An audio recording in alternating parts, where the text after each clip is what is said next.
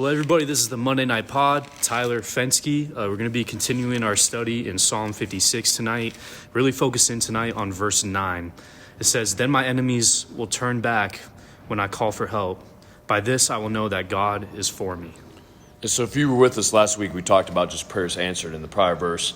They're going through verse 8. And now that verse 9 gives you just some of the results of that answered prayer. By this I will know that God is for me. We talked about enemies tonight. We talked about just three aspects of that because it says, then my enemies will turn back when I call for help. By this I will know that God is for me. So it's a sign to you that God is for you is that your enemies are turning back. Because it says, by this I will know that God is for me. And then we built upon that as well tonight with talking about that it's not just a sign to you that God is for you, but also from Philippians chapter 1, where it says in Philippians 1, verse 27 and 28, it says, "I will know that you stand firm in one spirit, contending as one man for the faith of the gospel, without being frightened in any way by those who oppose you. This is a sign to them that they will be destroyed, but that you will be saved, and that by God." Mm-hmm. So without being frightened in any way by those who oppose you, and it says it's a sign to them that they will be destroyed. So it should act as a conviction then for people. That's one of the aspects of enemies. It's not just a sign to you that God is for you when they turn back. It should be a sign to them, as you see here in Philippians, where it's getting their attention that because they've come against you and you have not been frightened in any way by those who oppose you, that is letting them know that they're on the wrong track. Because they can see that God is for you, and they can see that power of God in your life that's not present in their life. Yeah, it almost works as a testimony, right? And just the act and the power of God in your life to where he's doing something in your life. Yes. And through that, they could see this is God, and God is with him. It reminds me of everything that Moses went through with Pharaoh. It's like people think that you can go through life without enemies, or especially in the Christian church, it's like it turns into a weird dogma, I think, to where there's one extreme or the other, right? One extreme where it's oh, I have enemies all around me, and then the other extreme oh, if you believe in Jesus, this is a part of life you get to be exempt from. And it's no, the Lord has a will and a path through that, and a lot of times it's through your enemies that he confirms things. A lot of times it's to your enemies that he'll show his power in your life too, right? So it's an important thing to realize that the Lord uses enemies for your own good, and also, like we talked about, to have a testimony with that. Yeah. We talked about that as the second point of just that backdrop of that enemies are inevitable, like you're referencing there. That could be something as simple as understanding. There's almost 8 billion people on planet Earth. Your personality is not going to mesh with everybody. So start right there. We talked about just biblical examples of that, right? Where Moses was opposed by his ministry partners, Miriam and Aaron, his brother and sister. We talked about that with the enemies that Jesus had from the Pharisees and teachers of the law, who ultimately murdered him, to also his own disciples, John 6, where they grumbled against him, and at that time many left him, to then his own family, like you see in Mark, where it's they're saying he's out of his mind. So Jesus had it from many directions. Joseph, his own brothers, David, like we've been covering, everything from his brother Eliab, who's attacking David's gift, to the Ziphites, where you have the dynamic of, anytime you get an organizational structure, here's the boss, here's the coach, here's you will have people that see that as their path to essentially suck up to the boss, is to try to put down other people in the organization, right? That's what David had with the Ziphites, right? Who were constantly giving out his location to Saul to try to, kiss up to Saul, right? And then obviously Saul himself which, as we talked about tonight, it was all sparked by his jealousy of David. Yeah. So just your own giftings and talents, right? Your success at any level, creates an opportunity for envy. And the only way to avoid that is to stay down. Mm-hmm. So the only way you're going to exempt yourself from that is to tamp down your own gifts and talents that God has given you for a reason. So right there, you're going to get enemies just off of, people are going to have envy just off of your success in any level because of the gifting that God has given you. Yeah. Talk about that. An example from my life that I thought of tonight and just right now, as you're going through that, you're talking about giftings. There's one summer back when I was in college where I played baseball in California, mm-hmm. and the team was affiliated with FCA, Fellowship of Christian Athletes, and so that would come with, before every game we would have a Bible study and a lot of faith-based activities that we would do together. It was a good ministry. Made an impact in a lot of guys' lives. But another part of that was after each home game, a person from our team, a member of our team, would either be chosen or volunteer to share their testimony with the other team we played or everybody in attendance. And so it came to my turn. And, I'm given a mic, we just played a game. I share with everybody. And the gist of what I said was, hey, I'm Tyler. This is how I was brought up. This is how I came to know the Lord. This is what he's done for me. Jesus loves you. In so many words, that's just what I said. And for one reason or another, how I delivered it, I don't know what it was about my delivery, but for some reason, it really made an impact and people were just blown away. Like the whole aura, the whole field, everybody, my teammates, my coaches, they were just blown away. Like, whoa, like, wow. Giving me compliments one after another. One of my teammates, who earlier in the season professed, hey, my calling is to be a pastor. I'm going to be a pastor. I already know this. Okay. In my head, I'm like, geez, every person that I've ever heard have that calling is very weary of it. That's a bold thing to, just declare that, and be certain about it. But I never said anything. His reaction to that was hostile, negative, started slandering me. And I think it was because he wants to have this role and he wants to have the attention and the response that I was getting naturally just through whatever gift I was able to deliver on that day, right? Nothing I intentionally tried to do, nothing. But his response to that was envy. It was, I'm going to, crabs in a bucket. I'm going to try and tear Tyler down and start spreading lies about him and, we went out and just lies, and that was a big introduction to me to even someone who's saying they want to be a pastor, that's just real world, people aren't all going to appreciate you. It might say more about them than it does about you, but we're not exempt. If Jesus Christ wasn't exempt, like you said from John 15, like you referenced earlier tonight, that we're not exempt either. And it just comes with the territory. You can either walk in your gifting or you can try to please men. People carry around big egos. Yeah. And it takes a high level of maturity to be able to reach a level of maturity where that's not kind of dominating your thinking. Because anytime you feel like you're good at something or you feel like, you have ability there, it can often sting your ego when somebody else is successful with that. Yeah. It's a real thing, envy. Yeah. And a lot of people have a hard time overcoming that, and that can, be a toxic thing in an organization where you got people that then the envy is, they're trying to, slander is the coward's revenge. Yeah. Right? So that's usually how people respond. It's how you're describing how that kid responded then, right? I'm going to try to, say bad things about him, talk behind his back,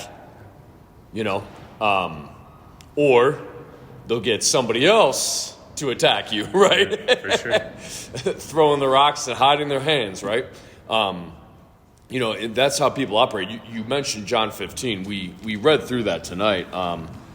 That's John 15:18. If the world hates you, Jesus speaking, keep in mind that it hated me first. If you belong to the world, it would love you as its own. As it is, you do not belong to the world, but I have chosen you out of the world. That is why the world hates you. Remember the words I spoke to you. No servant is greater than his master. If they persecuted me, they will persecute you also.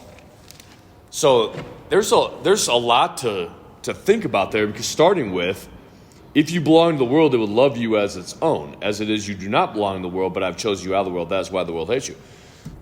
So if you are blending in, that's not a good sign. If you're thinking how everybody else is thinking, if you're in agreement with the kind of majority thinking out there, if you're acting like everybody else, these are all bad signs, because that means you're blending in with the world, and you're not supposed to blend into the world.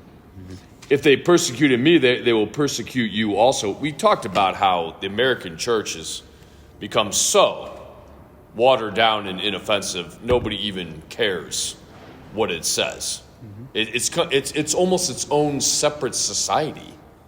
It's almost an adjunct society, because it's so far removed from any position of actual authority here on earth. Now, I said tonight what I do believe on that. I think that what you're getting out of that is simply the prophecy of Daniel 12.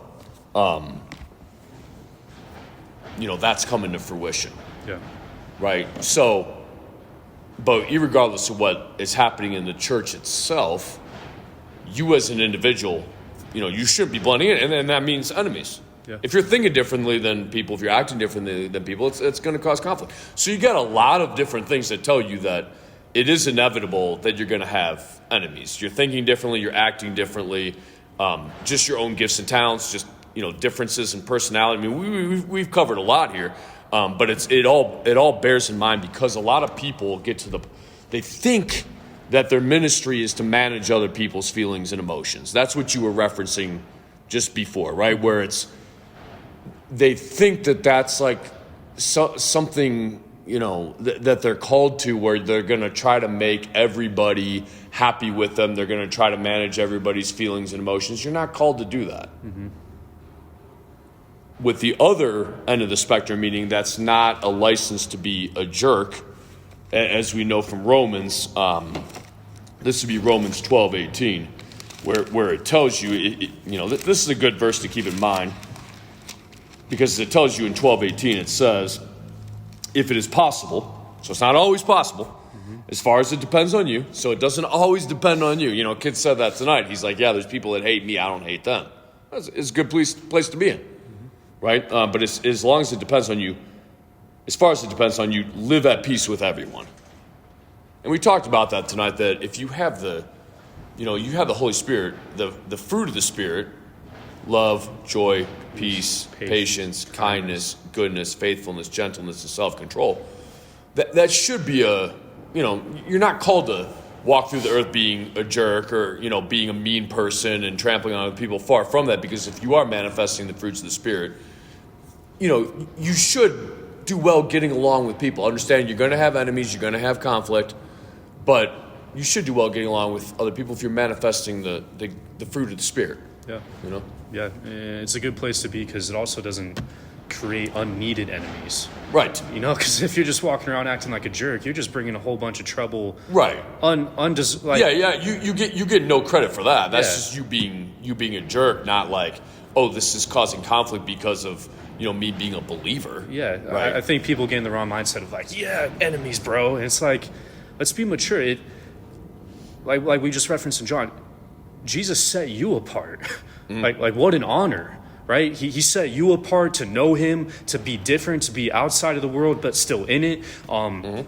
He has a mission for you. He has a plan for you. He has a purpose for you. The fact that you have enemies, if you get to that point, is kind of like a graduation, like you're walking, like finally you're getting to a certain level. You're starting to do something. Right. Yeah. Good. Yeah. Keep the focus. Mm-hmm. Don't worry about men, right? Show the fruits of the Spirit, walk in integrity. And if you can do that, you won't feel the pressure to manage people or manage emotions. Yeah, and don't back off your gifts and talents too. Exactly. If you're listening to this, do not back off your gifts and talents, because you can be in toxic places with small people that will get very envious of your gifts and talents, that jealousy, just like Saul experienced with David. Yep. That led him to try to then murder David. It took him that far with just that jealousy. Yeah. So don't back off that, because I've seen that. I've dealt with that myself. I'm going to try to make people happy, and I don't want to offend everybody. Everybody seems, this person's upset at me, so I'm just going to kind of, tamp down my gifts a little bit, right? And kind of back off that and just be quiet. Don't do that. It's just a season. It's Right. just a season. One of the great points you made tonight is just, if you look at great men, especially great men of the Bible, there's ups and downs, there's ups and downs, and all of a sudden, once, like we talked about before, the Lord worked it all out for them. He developed them through certain things, but he also developed a situation through certain things. And once it all aligns, the ups and downs all of a sudden just lead to a parabolic rise. Parabolic. Just inverted. Just shot to the moon, right? It's just for a season. We're going to get to that with the third point, but it's like, if you can just stay faithful no matter what the chatter is, no matter what's going on around you. And you have to have those gifts and talents have been placed in you for a purpose. They need to be developed, not pushed down, because you're going to need them for where God is taking you. To the fullest. So, don't let men push you off them. Yeah, we don't fear men. Right. In other words, keep your focus on the Lord. You only answer to the Lord. Does that mean you develop the immature aspect towards people to where you're, screw you? No. Right. Treat others the way you want to be treated. Display the fruits of the Spirit. That way you're in integrity, and you can just pray about it and know that it's in God's hands, and know that you're on your way no matter what. That's the opportunity that you have. Mm-hmm. Yeah, that's the second point. So first one, sign to you, a sign to them. Second point, enemies are inevitable. And the last one is we just talked about the deliverance that, where God will use enemies as an opportunity for him to just demonstrate his power in your life. And we went back to 2 Kings, where we were working through last week of just a story through Hezekiah. And where we left off last week, where, God granted him the extra 15 years, right? So he answered that prayer and gave him another 15 years. And verse 6, and I will deliver you in this city from the hand of the king of Assyria. I will defend this city for my sake and for the sake of my servant David. And this was the angel of the Lord went out and put to death 185,000 men in the Assyrian camp. So they broke off the campaign. Remember, they had taken the northern part of Israel, and they had campaigned against, they had sacked other cities in southern Israel, and they come as far as Jerusalem. And the Lord himself went out there and did that and just displayed, his power, demonstrating his power. Exactly where we started tonight with the verse in 56 of Psalm 56 of saying, then my enemies will turn back, right? And as a sign to them. So that deliverance. And as I said tonight, can you stand up under attack? Right? Can you stand firm, like it says in Ephesians 6, like it says in Exodus 14? Standing up under attack is not you lashing back. It's not you slandering them. It's not you trying to politic. It's you standing firm and seeing the deliverance of God, right? Exodus 14, Moses answered the people. So they said to Moses, didn't we say to you in Egypt, leave us alone, let us serve the Egyptians? It would have been better for us to serve the Egyptians than to die in the desert. So this just fear overtaking them, right? Where they're literally, they're just breaking free of this bondage, and already they want to give up and go back.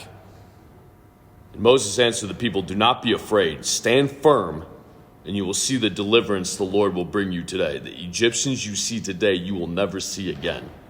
The Lord will fight for you. You need only to be still. You need only to be still. So the word is to not take the path of the world when it comes to enemies, where you're trying to lash back, trying to talk bad, you're trying to politic, taking the coward's revenge of slander. But rather, the Lord says, revenge is mine, says the Lord. So that's his jurisdiction. It's not up to you. If you are taking the path of slander and politics, that's as far as it's going to go. You've taken it into your own hands. That's as far as it's going to go. That's all it's going to get accomplished. Rather, that if you are turning this over to the Lord, now you can see the hand of God work in your life, deliverance of God work for you. Yeah. Just thinking about this practically, it's like, if you want to take the immature route, the worldly route, how much of a distraction is that from what your purpose actually is? Mm-hmm. You know, it takes away from your effort, your energy, what you should be doing, the time, resources, energy you do have. It's like, if you could, like, okay, I trust the Lord. Yeah. I'm going to keep doing what I'm supposed to be doing. I'm going to keep stacking the bricks that I'm supposed to stack. We had a lot of the kids here are athletes on teams right now. It's like, okay, what if the season's going bad? What if I have teammates that do that? It's like, you stack the bricks that you're supposed to stack, and then you trust the Lord with the rest. Because if you dumb down to that level, it takes away from you. Right? And yeah, Churchill had a great quote with that. He said, you will never reach your destination stopping to throw stones at every dog that barks. Good luck, buddy. Yeah. You know? Especially if you got a lot going on, there's going to be a lot of dogs barking. Right? And I think that's a lesson that you learn along the way. But to trust the Lord enough to say, hey, you know, this is out of my hands. I can only do so much. And to see his power and to see him come through is especially the way we saw Hezekiah do it. You hit this on the head tonight. Just talking the fact he was on his deathbed. Mm-hmm. And it was a word from the Lord that he was going to die. Right. Doesn't get more sure than that. You know, yeah. The Lord said. But for him to have the attitude that he had, despite his circumstances, so much of the faith is just in spite of your circumstances, what is your decision going to be? The decision just to call out to the Lord, to be humble and say, Lord, this is on you. This is in your hands. And to see that kind of powerful deliverance, that's an encouraging word for me to say, hey, focus on what you're supposed to be focusing on, walk in integrity, display the fruits of the Spirit. Hey, there are going to be enemies along the way. That's confirmation, you know, not only for me, but for them. It'll show the power of the Lord in your life. And once you, like you said tonight, once you have that and you know you have that, it's literally whatever you want to do. Yeah, you mentioned before that it's almost almost a sign you're on the right path. It always stuck out to me in Psalm 23. So if you go from 56 and you just flip back a few chapters, you prepare a table before me in the presence of my enemies. So you prepare a table before me. It's you talked about the up, the down, and then parabolic, right? Where it's, you've been settled into this position that the Lord has given you. You prepared a table before me in the presence of my enemies. So if you don't have enemies, it's like you're missing part of the equation where they should be getting a front row seat now to your success. And everything that they said against you, they got to just choke on now and see your success, which, as we know from Philippians, is assigned to them because you did not back down. You were not terrified of them, but you stood firm, and that becomes assigned to them, convicting them. Then of them seeing God behind you, bringing it to fruition, whether now they're having to see that table prepared before you.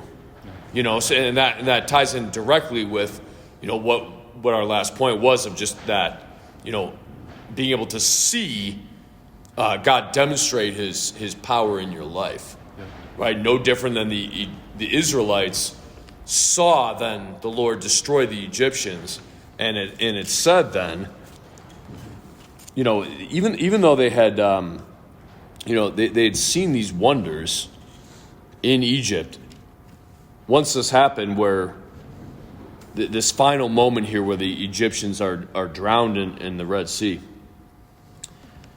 it says in verse 30, that day the Lord saved Israel from the hands of the Egyptians, and Israel saw the Egyptians lying dead on the shore. And when the Israelites saw the great power the Lord displayed against the Egyptians, the people feared the Lord and put their trust in him and in Moses' servant. So you see that importance of just enemies there, because it's, God is able to then just display his power in your life in a very strong, powerful way, right? Where you can see how God delivered you out of these circumstances and brought you into a new thing. And it's a testimony in your life, right? But there's no testimony without the test, right? So the prayer is not necessarily that God would just remove this mountain in your life, but that God would give you the strength to climb it, right? And that strength, to reiterate that, is not you politicking, is not you talking bad about them, is not slandering them to others. It's just standing firm and seeing the power of God. And when you see that, then you know that it is right back to where we started in Psalm 56. By this I will know that God is for me. Yeah. Right? Don't wish it was easier. Wish you were better. Again, not everybody's going to like you. Not everybody's going to jive with you. That's okay. Keep pushing. Stay faithful. Stand firm.